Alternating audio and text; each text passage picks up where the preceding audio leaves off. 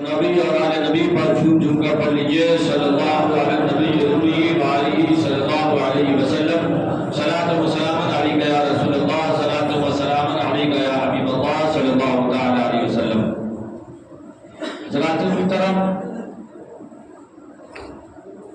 گزشتہ دوسرے جمعہ کو میں نے بتایا تھا، جس آیت کریمہ کو اپنا موضوع سخن بنایا تھا، آج بھی میں نے اسی آیت کریمہ کی تلاوت کی۔ ارشاد ربانی ہے وَلَا تَقُولُوا لِمَن يُقْتَلُ فِي سَبِيلِ اللَّهِ أَمْوَاتٌ بَلْ أَحْيَاءٌ وَلَٰكِن لَّا تَشْعُرُونَ۔ بہت ہی مشہور و معروف آیت ہے، اس کا مفہوم بھی آپ سب کے ذہن میں ہوگا، اس کا ترجمہ بھی آپ سب کے ذہن میں ہوگا کہ رب فرماتا ہے جو اللہ کی راہ میں مارے جائیں، قتل کیے جائیں، انہیں مردہ نہ کہو بلکہ وہ زندہ ہے، تمہیں ان کی زندگی کا شعور نہیں، تم ان کی زندگی کو سمجھ نہیں سکتے، ہے نا۔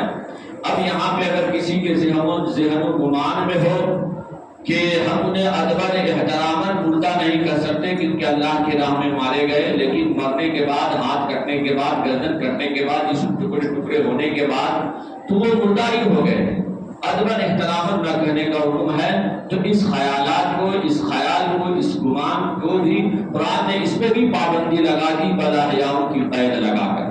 قرآن نے کہہ دیا اس لیے ادباً احتراماً انہیں مردہ نہ کہنے کا حکم نہیں دیا گیا، بلکہ مردہ اس لیے نہ کہنے کا حکم دیا گیا ہے کیونکہ وہ زندہ ہے، وہ زندہ ہے، اس لیے انہیں تم مردہ نہ کہو۔ ہاں، جب زندہ ہے تو بھائی ہمیں دکھتے کیوں نہیں، ہمیں نظر آتے کیوں نہیں؟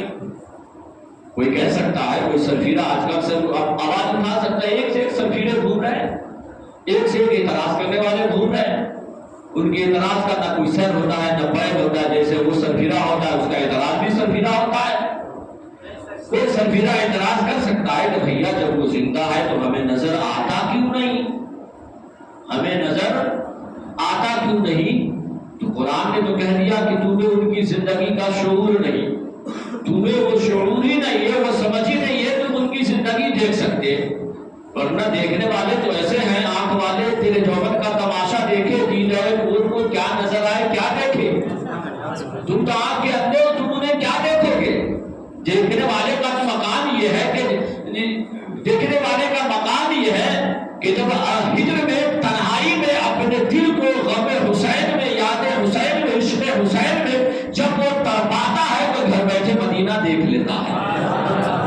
اشاعت نبی کا کیا کہنا، ان کی یہ انوکھی شان ہے، اشاعت نبی کا کیا کہنا، ان کی یہ انوکھی شان ہے، جب ہجر میں دل کو تڑپایا گھر بیٹھے مدینہ دیکھ لیا، جب ہجر میں دل کو تڑپایا گھر بیٹھے مدینہ دیکھ لیا۔ لیکن اگر تم کہتے ہو ہمیں نظر نہیں آتا تو سنو، تمہارے محلے میں، بلکہ تمہارے گھر میں، محلہ چھوڑو، تمہارے گھر میں کوئی انتقال کر جائے، کوئی مر جائے، تم دن کے 10 بجے جا کر اسے دفن کر کے آ جاؤ، دفن کر کے آ جاؤ، پورے محلے کے لوگ گئے دفن کر کے آ گئے، مغرب کے بعد مغرب کی نماز پڑھ کے جاؤ، وہ شخص جسے تم نے اپنے دروازے پہ، جسے تم نے دفن کیا ہے، وہ تمہارے دروازے پہ آ کے کھڑا ہو جائے تو بولو اس کا مقابلہ، اس کا سامنا کرو گے؟ کوئی کرے گا؟ باپ رے، جتنی وہ اتنی بات، یہ تو بھوت ہو گیا، یہ تو شیطان ہو گیا، ابھی تو دفن کر کے آیا، یہ کیا ہے؟ یہ دروازے پہ آ گیا، دروازے بند کرو، بچوں کو اندر کرو، یہ اندر کرو، وہ اندر کرو، مولانا کو بلاؤ، دم کرو، قرآن پڑھو، پھونک مارو، پانی کے چھینٹے مارو۔ ارے نادان، تم اپنے گھر کے خاندان کو دفن کیے ہو، تمہارے دروازے پہ شام میں آ جائے، تم برداشت نہیں کر سکتے، تو حسین کو دیکھو، تمہاری آنکھیں کہاں برداشت کر سکتی ہیں؟ شہداء کو دیکھو، تمہاری آنکھیں کہاں برداشت کر سکتی ہیں؟ وہ طاقت ہو تو پھر برداشت کر لو گے، وہ ہمت ہو تو برداشت کر لو گے، ہے نا۔ تو ان کی زندگی کا ہمیں شعور نہیں ہے، سمجھ نہیں ہے، لیکن وہ زندہ ہے اور اپنے رب کے پاس رزق بھی پاتے ہیں۔ اور اس زندگی کا ثبوت سرکار امام عالی مقام نے شہید ہونے کے بعد بھی نیزے پہ قرآن پڑھ کے بتا دیا، زمانے والے کو بتا دیا، زمانے والے کو بتا دیا، حسین نے قرآن پڑھ کے بتا دیا کہ یہ دیکھو، میرے نانا نے، میرے نبی نے، میرے آقا نے فرمایا تھا، قرآن اور میری اہل بیت دونوں دوسرے کا ساتھی ہے. قرآن اہل بیت کے ساتھ، اہل بیت قرآن کے ساتھ، اور یہ دونوں ایک ساتھ کل میدان قیامت میں جام کوثر پہ آ کر ہم سے ملیں گے. سرکار نے فرمایا دونوں ساتھ میں جام کوثر پہ، حوض کوثر پہ آئیں گے، ساتھ میں آئیں گے حوض کوثر پہ، اہل بیت اور قرآن. سرکار امام علی مقام نے قرآن پڑھ کے بتا دیا نادانوں، شہداء کی حیات کا، حیات ابدی کا انکار کرنے والوں، تو یہ مت سمجھ لینا کہ حسین شہید ہو گیا، حسین کا سر تن سے جدا ہو گیا تو قرآن دور ہو گیا، قرآن کی دوستی چھوٹ گئی، قرآن اب اس کا ساتھی نہیں، حسین قرآن کا ساتھی نہیں، بلکہ حسین نے قرآن نیزے پہ قرآن پڑھ کے بتا دیا کہ میرے آقا نے، میرے نانا نے جو فرمایا حق فرمایا، حسین کا سر کٹ گیا ہے لیکن آج بھی حسین قرآن کے ساتھ ہے، قرآن حسین کے ساتھ ہے. قرآن پڑھ کے بتا دیا، نیزے پہ قرآن پڑھ کے. اور جب قرآن، حسین نے قرآن کو نیزے پہ پڑھا تو قرآن نے بھی اس احسان کا بدلہ چکا دیا اور بتا دیا حسین تو نے نیزے پہ بھی مجھے نہ بھلایا، نیزے پہ بھی مجھے دور نہ کیا، تو سنو تو نے نیزے پہ مجھے تلاوت کی ہے، اب میں تیری حیات ابدی پہ مہر لگاتا ہوں. وَلَا تَقُولُوا لِمَن يُقْتَلُ فِي سَبِيلِ اللَّهِ أَمْوَاتٌ. یہ جو قتل کیے گئے انہیں مردہ نہ کہو بلکہ یا زندہ ہے، تمہیں ان کی زندگی کا شعور نہیں. آج لوگ کہتے ہیں کچھ لوگ کہ حسین جب طاقت والے تھے تو میدان کربلا میں طاقت کا استعمال کیوں نہیں کیا، اہل کرامت تھے تو کرامت کا استعمال کیوں نہیں کیا.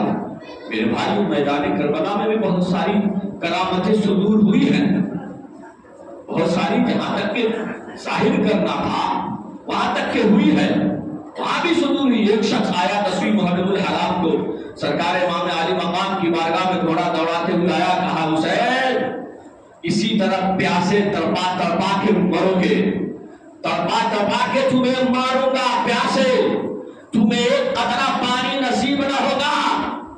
اور یہی نہیں، آگے کی بات اس نے کہا کہ اسی طرح پیاسے تڑپ تڑپ کے مرو گے اور پیاسے جہنم میں جاؤ گے. معاذ اللہ، استغفر اللہ. اتنا سننا تھا، سرکار امام علی مقام کا دل دکھا، آپ نے اس آسمان کی طرف رخ کو اٹھایا، سر کو اٹھایا، عرض کیا مولا اس نادان کو، اس بدبخت کو پیاس میں مبتلا کر دے. اتنا فرمانا تھا کہ اسے پیاس میں مبتلا کر دے. پھر کیا تھا، وہ پیاس پیاس چلانا شروع کیا. یزیدی لوگ نہر فرات پہ لے گئے، اسے پانی بھر بھر کے، مشکیزہ بھر بھر کے پانی پلائے جا رہے، وہ پیاس پیاس کرتا جا رہا ہے. جتنا پانی پلایا جا رہا ہے اتنی پیاس بڑھتی جا رہی ہے، پیٹ پھولتا جا رہا ہے. پیاس ہے کہ مٹتی نہیں ہے، مٹے کیسے؟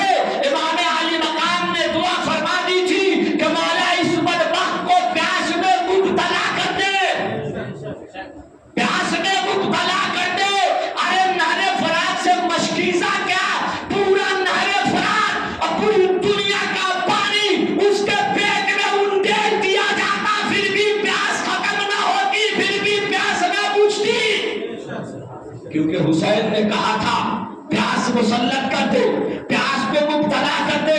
آخرکار لوگ مشکیزہ بھر بھر کے پانی پلاتے گئے، پلاتے گئے، پلاتے گئے، پیٹ پھولتا گیا، پھولتا گیا، پھولتا گیا، پیٹ پھٹا، مر گیا. پیٹ پھٹا اور وہ مر گیا. حسین کی طاقت ہے. لوگ کہتے ہیں حسین صاحب طاقت تھے، طاقت والے تھے، تو میدان کربلا میں اپنی طاقت کا مظاہرہ کیوں نہیں کیا، اپنی طاقت کو کیوں نہیں دکھایا؟ ہم بتائیں، آپ بتائیں، حسین طاقت والے تھے یا نہیں؟ بولیے، تھے نا؟ حسین طاقت والے تھے نا؟ کوئی شک شبہ تو نہیں. صوفیہ کرام فرماتے، صوفی سلطان میاں آپ فرماتے ہیں کہ ایک عورت نے عورت لاول تھی، بڑی منت و سماجت کے بعد اس نے رب کی بارگاہ میں منت مانی، مولا مجھے اگر تو نے نیک صالح اولاد دیا نا، ایک اولاد دیا کہ تیرے حبیب کے حبیب، تیرے حبیب کے لاڈلے حسین کی بارگاہ میں نذر پیش کروں گی. رب کو اپنے حبیب کے لاڈلوں کا نام اپنے حبیب کے اپنے محبوب کے لاڈلوں کا نام پیارا ہے، اس سے محبت ہے نا، اس سے محبت ہے، اس لیے حبیب کے لاڈلوں کے نام کا بھی وسیلہ رب قبول فرماتا ہے۔ جیسی دعا کی گئی، رب کی حکمت، رب کی قدرت، وہ عورت حاملہ ہو گئی، 9 مہینے بعد بچے پیدا ہوئے۔ پھر جب وہ عورت بچے پیدا ہونے کے بعد جو ناپاکی کے ایام تھے وہ ایام سے جب گزر گئی، پاک و صاف ہو گئی، اس نے اپنی منت پوری کرنے کے لیے بہترین کھانے، بہترین میویجات قسم قسم کے کھانے تیار کی اور دسترخوان کو سجا دیا، شربت وغیرہ وغیرہ بہت سے پورا گھر بھر گیا کھانے سے۔ نظر حسین کے لیے پورے گھر کو سجا دی، طرح طرح کے پھل ہے، میوے پھل ہے، میوے جات ہے، کھانے ہے، شربت ہے، دسترخوان کو سجا دی، لیکن افسوس کوئی نیاز پڑھنے والا نہیں، افسوس کوئی نیاز پڑھنے والا نہیں، نظر امام عالی مقام کی بارگاہ میں پیش کرنے والا نہیں۔ دروازے پہ آ کے بیٹھ گئی، کوئی بھی صاحب ایمان، کوئی بھی ایمان والا، کوئی بھی نیاز پڑھنے والا راستے سے گزرے، میں اسے بلا کر نیاز نظر حسین پیش کر دوں۔ وہ عورت غم میں ڈوبتی جا رہی تھی، شش و پن میں تھی، فکر میں تھی، ٹینشن میں تھی، سوچ و فکر میں ڈوبی تھی۔ ایک خوبرو حسین و جمیل خوبصورت نوجوان اس راستے سے گزرا، اس کے قریب آیا اور کہا، بڑی ماں آخر دروازے پہ پریشان حال کیوں بیٹھی ہو؟ کہا، بیٹا میں نے یہ منت مانگی تھی، میرے رب نے مجھے اس منت کے صدقے میں ایک بیٹا عطا کیا ہے، آج میں اس منت کو پوری کرنے کے لیے امام علی مقام کی بارگاہ میں نذر پیش کرنے کے لیے کھانے تیار کی ہوں، لیکن افسوس ہے کوئی نہیں مل رہا ہے کہ اس نذر کو امام علی مقام کی بارگاہ میں پیش کر دے۔ اگر آپ پیش کر سکتے ہو تو آؤ کر دو۔ وہ نوجوان گھر میں داخل ہوا، مصلی پہ بیٹھ گیا، قرآن کی تلاوت کرنے لگا۔ وہ بوڑھی ماں، وہ ضعیفہ فرماتی ہے، جیسی اس نوجوان نے قرآن کو پڑھنا شروع کیا، یوں لگا میرے گھر کے در و دیوار جھوم رہے ہیں، میرے گھر کے در و دیوار جھوم رہے ہیں، ایسا لگا آسمان میرے گھر پہ اترتا چلا آ رہا ہے، فرشتوں کے قافلے میرے گھر میں اتر رہے ہیں، نور کی جھماجھم برسات میرے گھر میں ہو رہی ہے۔ وہ قرآن پڑھتا جاتا ہے، میرے گھر کے دیوار جھومتے جاتے ہیں۔ بالآخر اس نوجوان نے قرآن پاک پڑھ کے اس نذر کو امام علی مقام کی بارگاہ میں پیش کیا۔ اس کے بعد دعا کے بعد نذر کے بعد اجازت طلب کی، کہا، بڑی ماں اب اجازت دو، اب میں چلوں۔ جو ضعیفہ نے کہا، بیٹا تو نے جو نذر پیش کر دی کچھ تناول کر لے۔ کہا، نہیں بڑی ماں، رہنے میں کوئی بات نہیں، اسے تقسیم کر دو، لوگوں میں کھلا دو، لنگر کے طور پہ اسے بانٹ دو۔ کہا، بیٹا تو نہیں کھاتا ہے نہ کھا، مگر اپنا نام اور عطا پتا تو بتاتے جاؤ۔ وہ نوجوان کہتا ہے، ماں میں تجھے کیا بتاؤں، یہ بتا یہ نذر تو نے کس کی بارگاہ میں پیش کی ہے؟ بوڑھی ماں کہتی ہے، میں نے حسین کی بارگاہ میں پیش کی ہے۔ وہ نوجوان کہتا ہے، بڑی ماں میں وہی حسین ہوں جس کی بارگاہ میں تم نے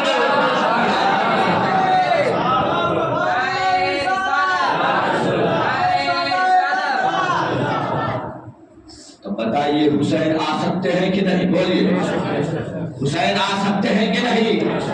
اپنا عقیدہ بیان کیجئے، حسین آ سکتے ہیں نا؟ حسین طاقت والے ہیں نا؟ طاقت والے ہیں نا؟ آپ دیکھیں حسین نے طاقت کا مظاہرہ کیوں نہیں کیا؟ حسین نے طاقت میدان کربلا میں کیوں نہیں دکھایا؟ چاہتے تو یہ جو امتحان، یہ مصیبت تھی سب ٹل جاتی، امتحان کی گھڑیاں بھی ختم ہو جاتی، کوئی قتل نہ ہوتا، کوئی شہید نہ ہوتا، پوری یزیدی کی اینٹ سے اینٹ بچ جاتی، یزیدی کا ایک شخص بھی واپس نہیں جاتا، نام و نشان نہیں ملتا۔ وہ چاہتے تو میں نے سنا ہوگا جناتوں کی فوج 40,000 جناتوں کی فوج آ گئی قدم حسین میں، 40,000 جناتوں کی فوج آ گئی قدم حسین میں۔ کہا کون؟ کہا حضور میں جنات کا بادشاہ ہوں، میں سردار ہوں۔ اس راستے سے جب آپ کے والد گرامی گزر رہے تھے انہوں نے ہم سب کو کلمہ پڑھایا تھا، انہوں نے ہم سب کو کلمہ پڑھایا، کلمہ پڑھا کے اسلام میں داخل کیا۔ آج اس احسان کا بدلہ چکانے کا وقت آ گیا ہے، ہم سب آپ کے غلام ہیں، ہم سب آپ کے غلام ہیں۔ آپ تکلف نہ کرے، آپ تکلف نہ کرے، بس آپ اجازت دے دیں، اجازت دے دیں۔ سرکار آپ کے اجازت دینے کی دیر ہے،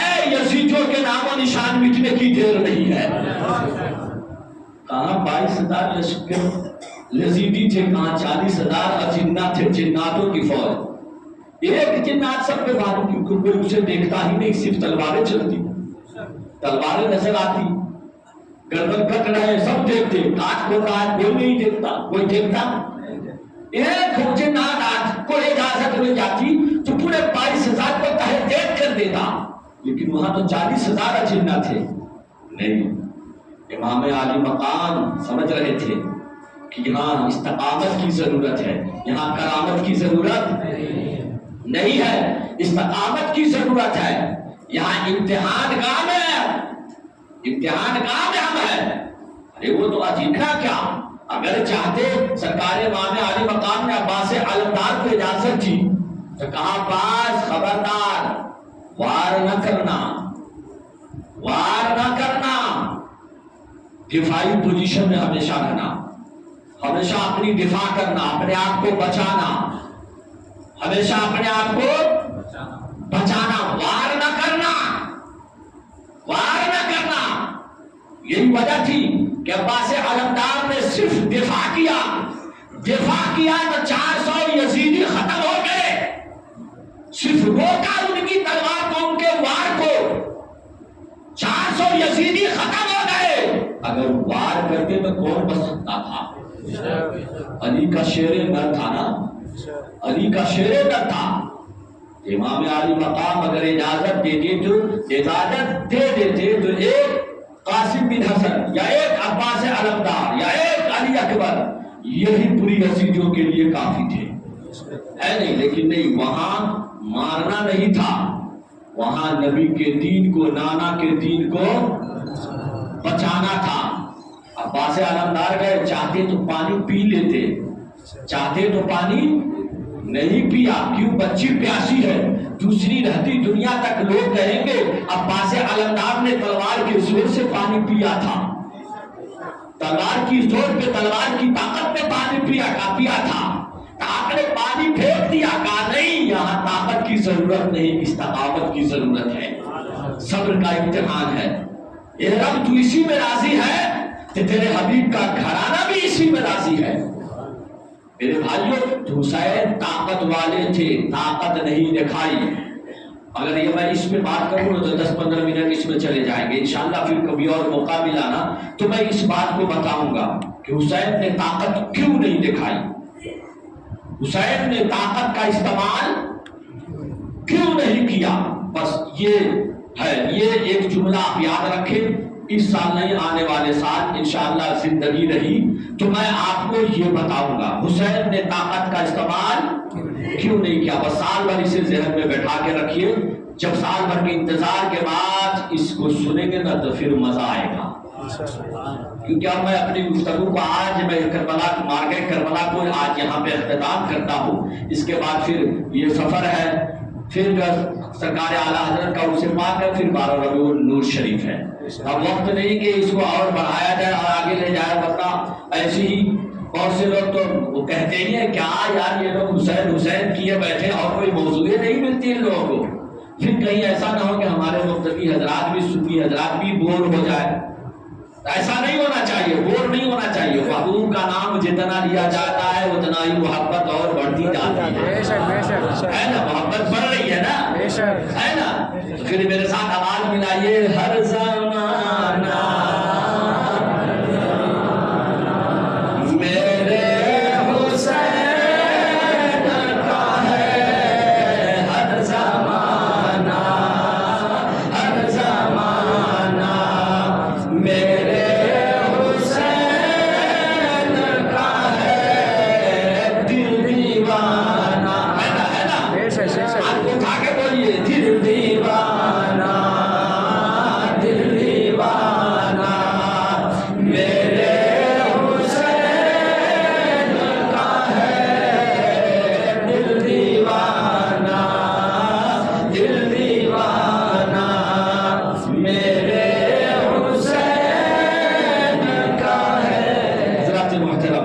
एक बात बस ये ऐलान के तौर पे मैं कहना चाहूंगा कि अल्हम्दुलिल्लाह अपनी मस्जिद नीचे से ऊपर तक भरी रहती है, लेकिन आप चंदे के बोर्ड को देखें तो महंगाई बढ़ती जा रही है।